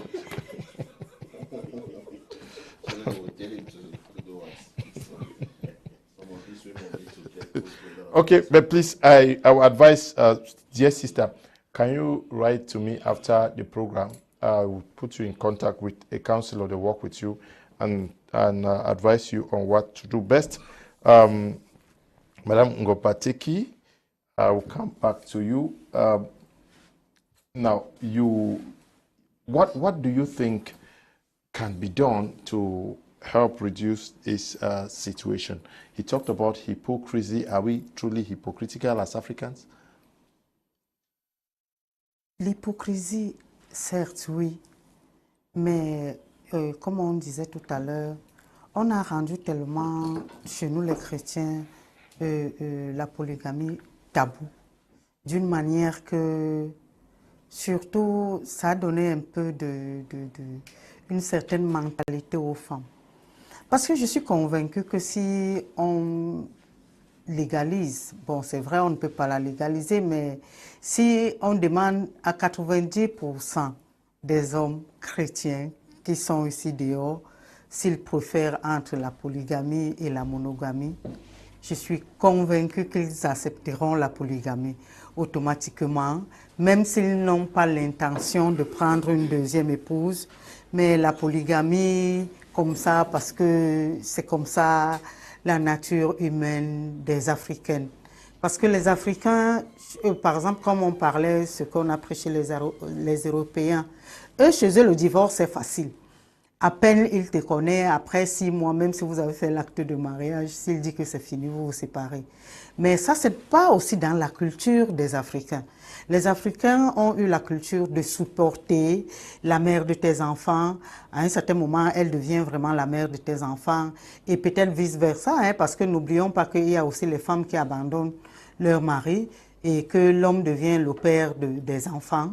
Et dans nos mentalités, c'est resté comme ça, c'est ancré dans nos têtes. La séparation, elle n'est pas bonne. Donc, si l'homme est fatigué de la femme, parce que généralement, c'est l'homme qui décide toujours de partir, il va décider d'aller peut-être chercher mieux ailleurs, peut-être, ou bien une qui va le prendre et il se dira qu'il est plus heureux là-bas. Ça, ce n'est pas une situation vraiment, comme on disait tout à l'heure, oh, s'il faut informatiser les choses. Si. Moi, je crois que c'est une nature africaine qui est comme une nature humaine. Et même les plus grands pasteurs ne le changeront pas. C'est-à-dire qu'on aura toujours les hommes qui quitteront leur épouse. On aura toujours les hommes qui se marieront avec 5 ou plus même de femmes, par ego, peut-être parce qu'ils ont aussi un peu de moyens, parce que je le disais tantôt, quand un homme n'a pas de moyens, il ne peut pas chercher une deuxième épouse. Et autre chose, c'est que aujourd'hui, je parlais de ça tout à l'heure, démographiquement, les femmes sont plus que les hommes de nos jours. C'est-à-dire qu'on trouve 3 femmes pour un homme de nos jours, automatiquement. C'est normal qu'il y ait cette petite guéguerre-là. Quand une femme attrape un homme, elle tombe amoureuse de lui. Elle ne regarde plus à côté s'il y a sa sœur qui est en train d'en souffrir. Elle ne vérifie même pas si l'homme est honnête, parce qu'un homme marié qui vient vers toi, c'est pour te montrer que celle qui est dedans n'est pas bien. Automatiquement, il ne peut pas te dire qu'il est heureux dans le ménage afin de venir vers toi. Il viendra te prouver à 100% qu'elle ne cuisine pas bien, elle ne l'entretient pas bien, ainsi de suite. Et pendant ce temps, toi, tu prends la relève pour un temps. Mais comme je l'ai dit tantôt, hein, l'expérience a prouvé que même toi, il finit par se lasser de toi, parce que sitôt qu'il faut que tu t'occupes des enfants que vous avez faits, sitôt que les petits problèmes arrivent qu'il ne peut plus résoudre, finalement, il se lasse aussi, ainsi de suite. Ça, c'est la nature humaine. Okay. Ça, c'est l'homme. Enfin, je ne dis pas en général. Peut-être les pasteurs qui sont là tout autour de moi vont m'en vouloir si je dis que c'est la nature de l'homme. Mais 90% des hommes, vraiment, accepteront qu'on légalise la polygamie. D'ailleurs, elle est légale. Mais accepteront que nos sœurs acceptent la polygamie. Parce que c'est nos sœurs qui refusent la polygamie, ce ne sont pas les hommes. Et ils acceptent, et ils veulent que les femmes acceptent la polygamie. Maintenant, parfois, c'est des hommes responsables ou irresponsables. Donc, ce n'est pas toujours un homme responsable qui va demander la polygamie. Hein. L'autre, et c'est ça qui choque la femme. Okay. C'est-à-dire que la femme qui est dans la maison, c'est que tu n'arrives même pas à l'entretenir, tu n'arrives pas à t'occuper des enfants, mais tu cherches quand même à prendre une deuxième femme à qui tu es parti tromper là-bas, que okay. Bon, tu étais un saint, et c'est la femme qui a les cornes. Okay. We seize this opportunity to say good evening to you, His Royal Majesty in Jimbong. Samuel Nkang, my father, who is out there in Womb, chief town of Menchum Division. I'm glad to know that you are watching the program from home, out there at GTC Junction in Nicom. Greetings, Mr. Liu. I enjoy a program like this. I believe me are equal to women. Okay, you meant men are equal to women. Also, this issue of Mono and polygamy to me is not a problem, but how people relate with this spouse, all is about faithfulness in marriage. If we are really thinking of marital purity, then we will look into the words of God for help. Revivalist Sancho JC, writing from Bambalang. This one says, good evening, Mr. Leo. Polygamy has never been a crime in Africa, so we should learn to accept it for our own peace of mind. To all my beautiful African ladies, polygamy is not a crime. You did not give us your name to note whether you are a woman or not. Good evening to you, Mr. Leo and panel.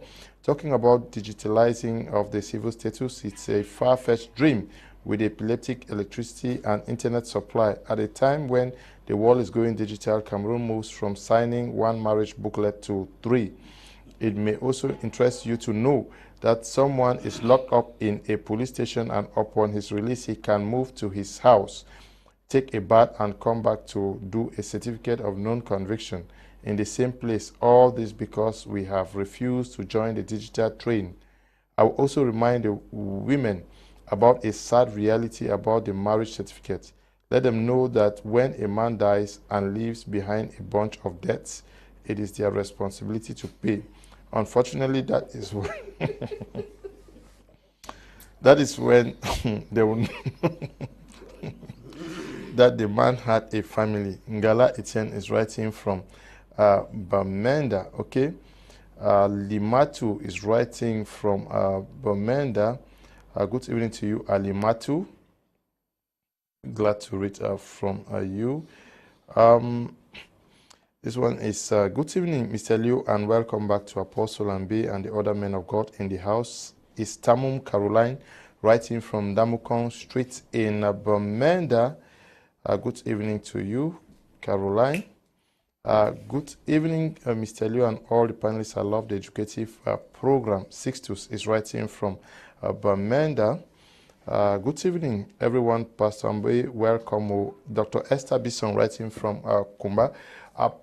Apostle, take the situation where women find themselves confronted with their husbands having gotten married already, like the situation where Yvette Assange was talking about in Bamenda. You are the lady and you are told that your husband is signing, and you have to go discover for yourself. We heard of a situation in the West region where the family was informed that their father was getting married to another woman. The family of the woman was there, and then there was a fight. How do you react to this situation? I've always said that your interest in marriage, there are some things that are bigger than your interest in any marriage. Okay. People should go out of being egocentric and too self-centered and realize that there are some things you can sacrifice for your life in a relationship, that some better things should happen. I had a case recently from Chang. A man sent the wife to me here in Douala for 5 days to convince her to stay in the marriage. She lodged in a hotel here, and I cancelled her every day for 5 days. And the girl told me she doesn't love the man anymore, and she wants to consider they were never married. Then I told her that 2 things keep people in marriage: either love for husband or love for children. Mm-hmm. If one has failed, which is a love for the husband, I don't think that of the children equally has failed. You must understand that your interest in marriage is not that too important than some other aspect in marriage. The destiny of a generation is in your hand in that marriage. The destiny of your children is in your hand in that marriage. And those things sometimes are even bigger than the interest you want to have in that marriage. Mm-hmm. If you go and see your husband getting married to another woman in court or the civil status registry, please, I want you to keep your emotions aside and be able to look into the destiny of the people who are going to be affected in that marriage in case you leave because of that singular act. Mm-hmm. You may discover that your children can be jeopardized. Their destiny could be jeopardized. You may realize that your position and the opportunities you may enjoy in that marriage jeopardized. For instance, a man caters for you, he takes care of your children, and he's responsible for almost everything you do, and he's the one educating your children. You don't have a means of livelihood, and then you see an error that is committed. You want to capitalize on that error and throw away every good. I have said it on this platform. Every time you reject someone for his errors, you are equally rejecting his good. Mm-hmm. That's one thing we don't understand. We capitalize on people's mistakes. We don't know in those people, those mistakes people, there are also good things. In Genesis chapter 2, God said, man ate the fruit of the knowledge of good and evil. But you know, we have preached the sector of the evil of that fruit and the good, because there was good in that fruit. Now, every man you see on earth has good and evil within. Now, you scale the good and the evil and be able to understand. If at all you are leaving that man because of that weakness of getting married to another woman, you are leaving your right as the first wife in that family, you are leaving the inheritance the man may leave, you are also risking your children's life in that marriage, and equally, you may even go as far as frustrating or psychologically traumatizing your children for leaving that marriage. I want you to understand that a single error in a man's life should not be the reason why you should throw him away, and vice versa. I've spoken about the 90-10 ratio here. There are people that will throw away something that gives them 90% good because the thing has a 10% disadvantage. I can't throw away my car because the tire is bad. It is just a part of the car that is bad. So if a man is getting married to another woman, provided the woman does not threaten your position, does not take your rights, does not seize your opportunities, does not put your children at risk, consider it as one of the unforeseen circumstances in life. It is just like accident you never prayed for.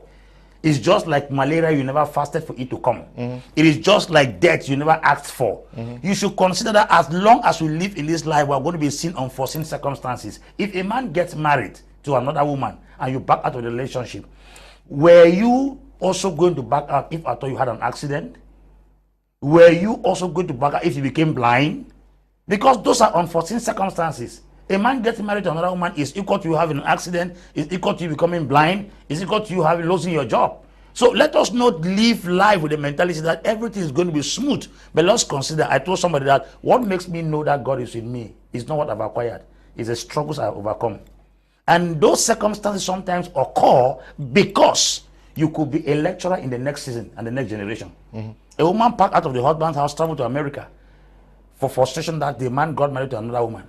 Went to America and got more frustrated and came back and started living in some shack somewhere, and the children were raped and were just because that singular act of the husband getting married to another woman pushed her. The children were raped, got children that were not supposed to be, that were born out of wedlock, and the casualties that came as a result of that reaction. You can't be solving a problem by creating another problem.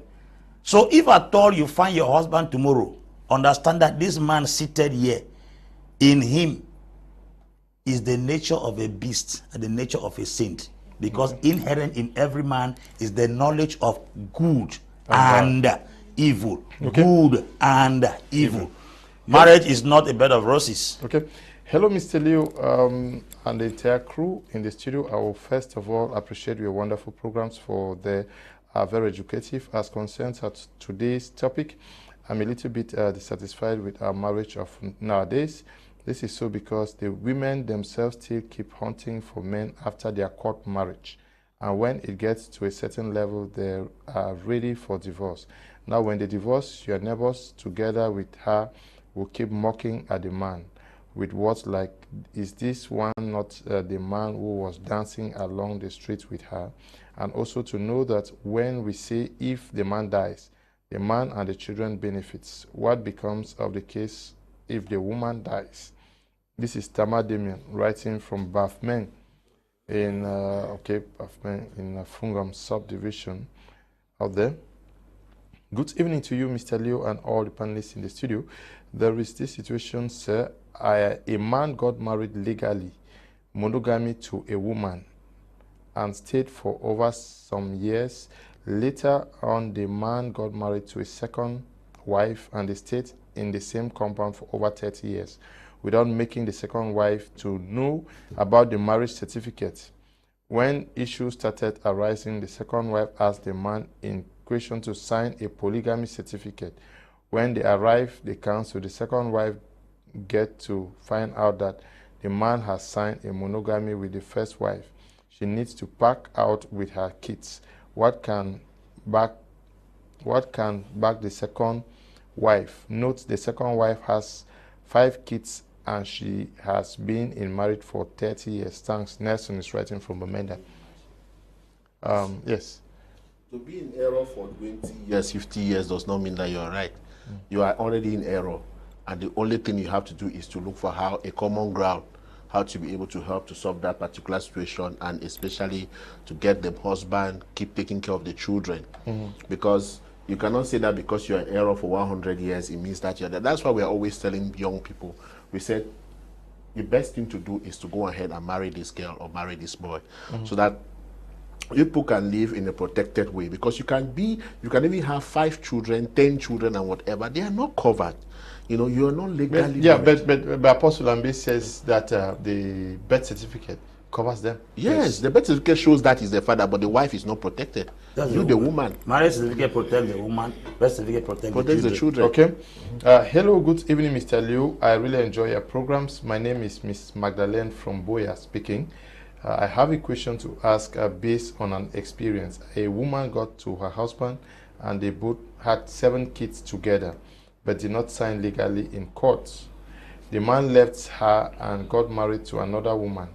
They both signed legally in court, but they had no child with the second wife. The second wife was placed in charge of every property the man owned since they signed legally in court. Now the man is of late and the second wife has everything to her possession. The first wife is left with nothing and suffering with the kids. How can we help solve this situation? The man is wicked. The man is wicked.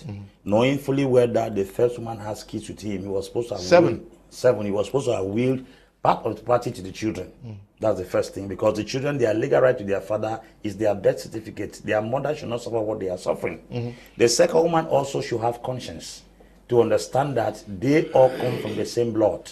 Those children are having the same father. She could not possibly, because she has the advantage, sit on every party. This is where conscience comes in. There are some things that law cannot handle. It comes to your conscience. That can also become a matter. But I think, Apostle, in this case, it goes over and beyond conscience. She is entitled to 50% of the man's estate, not 100%. Joint property ownership does not mean that when the person dies, you are due 100%. But it depends. It depends on what the man was. Is a will. No, there is no will that can override the fact that children have birth certificates in your name, and you know wills are contested. No, you can decide that you don't want to give somebody who is your child anything. He cannot go. No, it goes. He cannot. It goes. He cannot. We can get legal counsel. He cannot go. That somebody. Why do people contest wills? You can will your property to your kids, and one of your children, gets he's not satisfied with the ratio and contests the will. So and it goes to court. It goes to court, and he has a locus. So what I'm saying is that most of these things we do them out of ignorance without knowing the legal implications. Somebody can decide that they use. That's why many people, what they do today, I don't know how they call it in English, leg. You decide to transfer property while you are still alive. Wise people do. That's what they do now, because wills are subject to attack. Yeah, so now what is the in that case, that woman, the second woman, she's entitled only to 50% of the man's estate and not to 100%. So the children can lay their claim on it. Okay, so they need legal counsel. Yeah, they need legal counsel, but they are due at least 50% of the man's estate. Okay, so you can tell the lady what to do. Good evening, Mr. Liu. I'm legally married to my husband for 20 years. Last month, he just left the house without us having any problem and was renting with another lady. As I discovered where he was renting, I went to find out what was wrong, and he instead joined with the lady to beat me. Please, what can I do to handle the situation? It's Tata Karin writing from Mutengene. Karin, please, can you write me on WhatsApp? I will send you the counselor's number. You talk with them, they will help you. Good evening, Mr. Liu and the able men of God in the house. I love the program so much. I think in some cases it is spiritual too, for a man who has loved and gotten married in a monogamous way, getting married again to another. For many second women do always love the first one, so they can use medicine. Melvis is writing from Betua. Okay, you meant that don't always love the first one. Okay. Good evening, Mr. Liu, and to everyone in the studio. I love your programs. It's Anchan Collins writing from Fundong in Boyo Division. Good evening to all of you guys always watching from Fundong. Good evening. One man, one woman is a European concept, but the same European who brought the Bible to Africa and preached against polygamy are preaching same-sex marriage and adoption of children. Africans should know their culture. I'm Neighbor Greg, writing from Bamenda. I'm called Nathan. Good evening in the house. I'm from Kumba. All some men in Cameroon, they take all their time drinking and follow women. That is why some men in Cameroon just born a child and leave them in the streets. Okay? Yes, the message has gone through. Good day, Mr. Liu. Even if my wife is an angel, I will never sign monogamy because no one tell. Okay? Tell Larry from Yokemuyuka. Larry, I hope your wife will accept that. Men are polygamous by nature. Zaparo is writing from Mutengene. Greetings, Mr. Liu. When we are talking about legal marriage, we should not only put the blame to the men. There is a case whereby nowadays women use the monogamy opportunities to disrespect, or rather the woman is unable to produce a child or to get advantage to the man's properties. Greetings once more. Kinga Yannick writing from Tibati. Good day, Mr. Liu. Your panel said the white man had changed our mentality. Okay. Good evening, Mr. Liu. I'm enjoying the program. Thanks for it. I'm Betila, writing from Antarikun, that's in Bamenda. Yes, this situation. Now, how should a woman react? Apostle Ambe says that you consider the good sides of the man. If they are 60, 70, you should prioritize them than the error of getting a second or third wife. Can that really be an error? Now, the only way that men usually do, especially in churches and religious circles, is that they divorce one to marry another, since they cannot marry two at the same time. If there was an option, they would have married two of them at the same time. But they thought that is going to be cumbersome and it's going to contradict what they are doing. But even though a divorce is also contradicting, but a divorce is a better evil, according to them, than a polygamy something, because the wives will be sitting beside you in the church. One will sit here and then the other one will sit here, and then they begin to fight over the microphone with you. That kind of a thing. So to me, I would tell a woman that if you see that kind of a thing, please cool down, find yourself, just pick yourself and put yourself in order, especially if you have children in that marriage. Don't rush to conclude or to want. And I hear this girl was struggling to go to meet somebody in the house who had left her and went to rent a house with another. You're going to meet her there for what?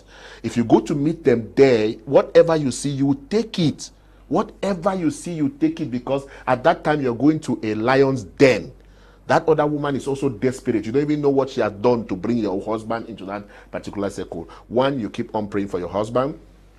Two, you begin to try to contact him out of that environment and to see if you can look for a common ground to see how to put back your marriage to order. That's what I'm trying to say. Marriage is not something for one day, it's something for a lifetime. You keep on working on marriage and working on marriage until you cannot work again. Then you say, okay, then we part ways, especially when it comes to life-threatening issues or something that has to come with dangers. I will always say that men will always be mischievous and they will always do, but sometimes you will go and divorce and discover that you did yourself more harm.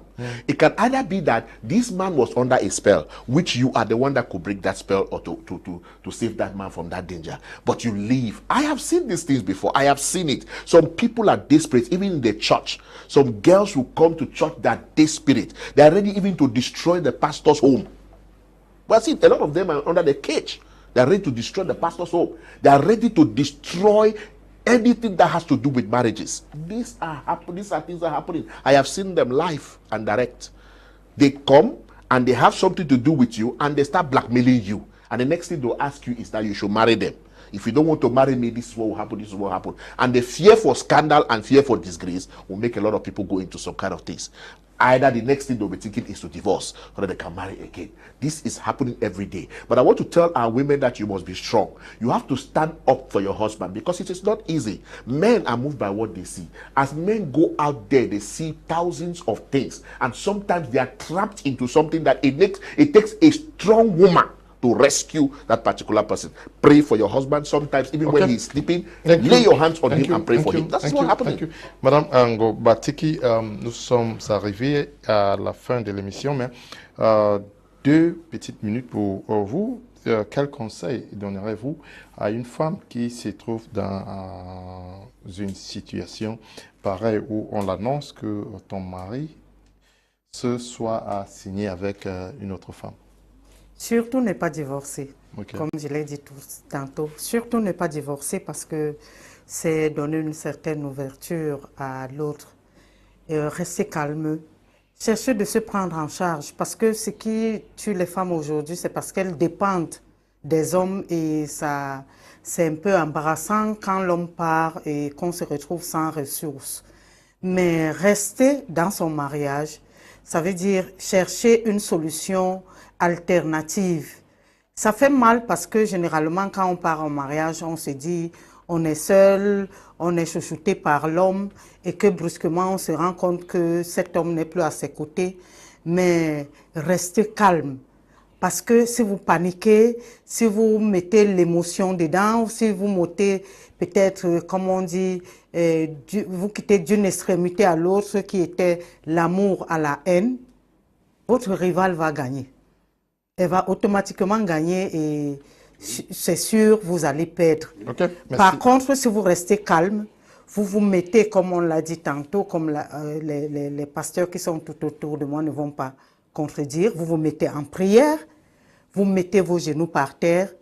Dieu, soit il va vous ramener le mari, soit il va vous donner une force qui ne viendra même pas de vous, et vous pourrez vous occuper de vous. Good evening, Mr. Liu, and to the entire crew. I'm really enjoying your program tonight. My own contribution to this is that we should not just base our minds that monogamy marriage is a European culture, but it started clearly in the Bible. One man, one woman, says the Lord, except we want to say the Bible also is a white man's culture. So let us learn from the Bible and be safe. Chika Divine is writing from Yaoundé. Good evening to you, Divine. Greetings to you, Mr. Leo, and all the panelists. To me, this issue of one man, one woman monogamy is a thing that will kill us Africans. Africans are so polygamous in nature that most find it difficult to do without. Please, for Apostle Ambe's number, Samuel Tita, writing from mile 14, Dibanda. Samuel, can you request for the number after the program? Good evening once more.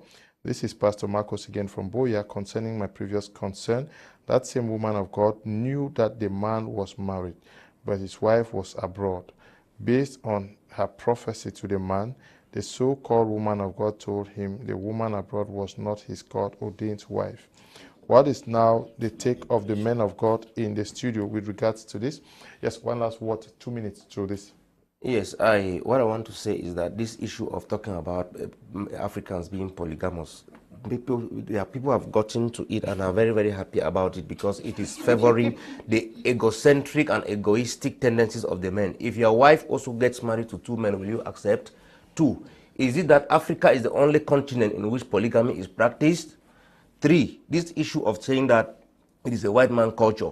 Do we think that what is written in the Bible is only imported white man culture? 4, we are only talking about white man culture. This phone you are holding in your hand and that screen you are watching, was it manufactured in your village? So I want that African men should avoid this egoistic tendency of saying that African men are polygamous. There is nothing like polygamous. Discipline yourself, marry one woman and stay with a woman, and stop this issue of saying that there is a gene, or there is a polygamous tendency for men. Your wife too should go and marry two men. Let's see how you're going to be happy. Okay, one of the case I just read down. The case of the prophecy issue. No, we had already said that man is a buffoon. The way he behaved already showed he dismissed him from being an honorable man. But we're looking at it from the angle that now that he has realized himself, He should go to the wife. he should seek recourse, go back to his wife, Okay. and to go to wife, the fear he has is blackmail. But he should first of all debunk the blackmail by saying that I have done it. And God will show him mercy when you begin to restitute like that, in that maybe that woman of God will not have the effrontery to take you to court. 1, 2. Maybe the public prosecutor, which is the state council, may not pursue you. So at that level, he is safe. So he's not to live in any fear. Good evening, Mr. Leo. Women are not furnitures that men will decide to place them anywhere they wish. Anything a man gives, it should be given to him. He can't be enjoying with other women, and I will be praying. Everyone needs love and respect, okay? Good evening to you, madam. Good evening, sir. I'm Nembo Dylan from living in Quen. To me, monogamy is the best form of marriage if a man wants to live happily and long. 1 woman, 1 trouble, and 2 women, 4 problems. 2 with respective wives, 1 with relationship with wife, and with children. Apostle, there is nowhere the scripture bans polygamy, and polygamy is not a sin, okay? Good evening to all in the studio. Even I love my wife, I will never sign monogamy. There must be second option. And Bakala writing from Kumba. God created Adam and Eve, not Adam, Eve, and Mary. Good evening, okay? Good evening, Mr. Leo, to you guys in the studio. I will never stop thanking you guys for the wonderful program you guys keep bringing up. Evening, a blessed day to educate Cameroonians. I have learned a lot from the program this evening, even though I started watching the program not long ago. We should never forget that marriage was instituted by God, and only with the help of God can things work well. And I stand for 1 man, 1 woman. From Mr. Clifford, West Coast in Limbe. Okay, good evening to you, Clifford. Good evening to you, Findy. I read your message already. I know you always watch the program. Also greet those with whom you are watching this program this evening. Good evening, Mr. Leo and Evelyn Mbutu from Bamenda. What happens if a man takes in a second wife, and even though now certificates with the first wife, and the first wife refused categorically to ever admit the second wife as a co-wife? When the second have accepted this first wife, if the husband signed polygamy with the second, is it wrong?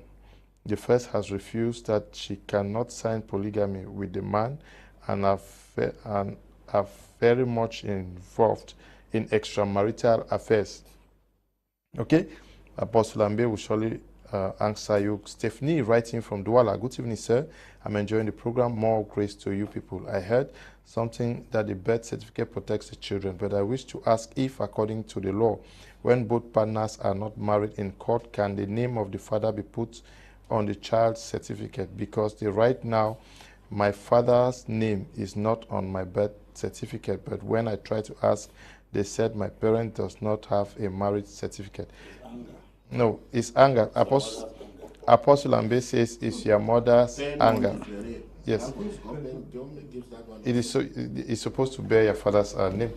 Good evening, Mr. Leo. I love your program so much. Tata Talion, writing from Boya. Good evening, Mr. Leo. I'm very happy listening to your program. A man got married to his wife, after signing monogamy. After that, he left the country, and her mother, his number was not going through.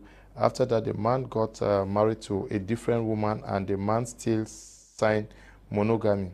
After 10 years, the woman showed up. So which of these two is a legal married woman, since they both have children? For him, please help us. It's a picking for son written from Bamenda. Okay.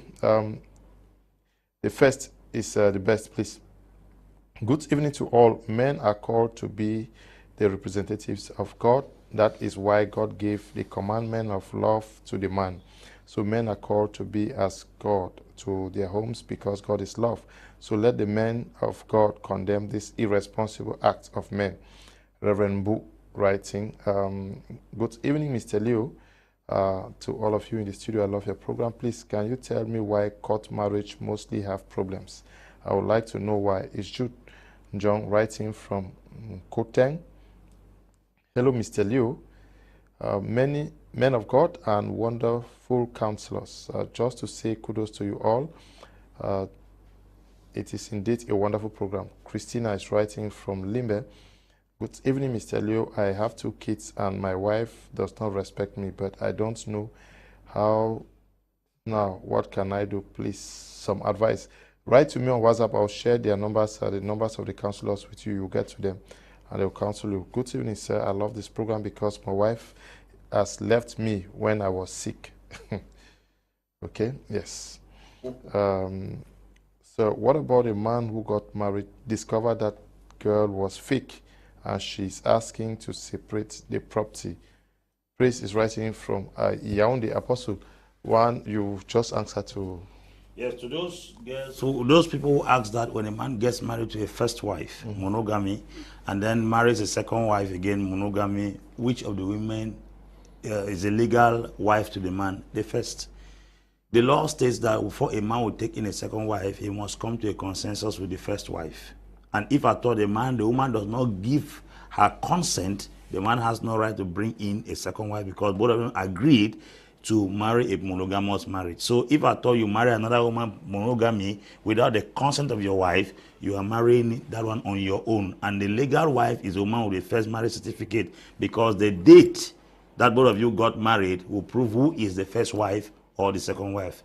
Polygamous marriage could be done in the same day because both women accept it. Or a man can marry a woman who accepted polygamous marriage and later on add another woman, the certificate will show. But if a woman got married to a man monogamous in a monogamous marriage and later on the man goes to marry another woman again without the consent of the first wife, that marriage is null and void. And the legal wife is the first woman.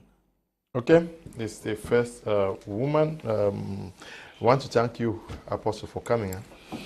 Thank you, Mr. Lou. I am back on board. Okay, and also to you, thank you for coming. And thanks to everyone that was listening to us. May God bless you. We're waiting to see you again next week. Okay, Reverend, thank you for coming. My utmost pleasure, Mr. Leo. We are glad to have gone through the program again with me. Madame Gombateki, merci d'être passée par ici. Merci à vous, merci à nos nombreux téléspectateurs. Au plaisir. We also want to say thank you to you, Mr. Sanjay Yvette, who came in from Bamenda, Northwest Regional Capital. I personally to Miss Bamenda. Good evening to all of you watching us from that part of the nation. And also to the producers of this program, Eli and Desmond. I say thank you. And to you, Tabi Tambe Brian, supervising the work we do out here, I say thank you. Stay blessed. Bye-bye.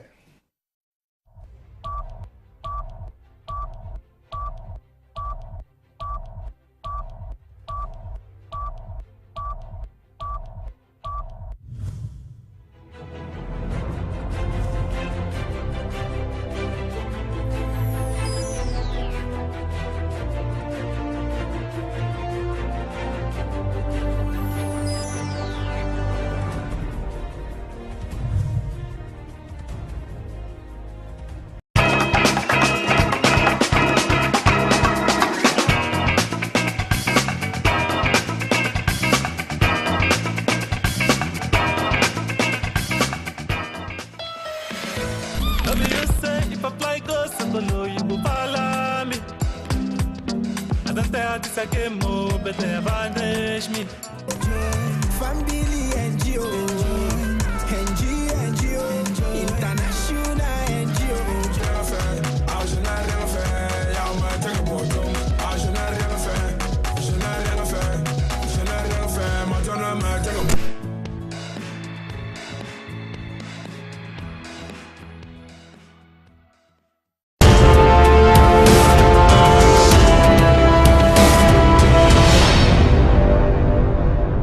Avez-vous besoin de vrais cheveux qui vous rendent unique? Ah, pas de panique, faites un tour chez Caprice Beauty. Achetez-y vos cheveux brésiliens, péruviens, vietnamiens, indiennes et tout autre type à partir de la grade 12A seulement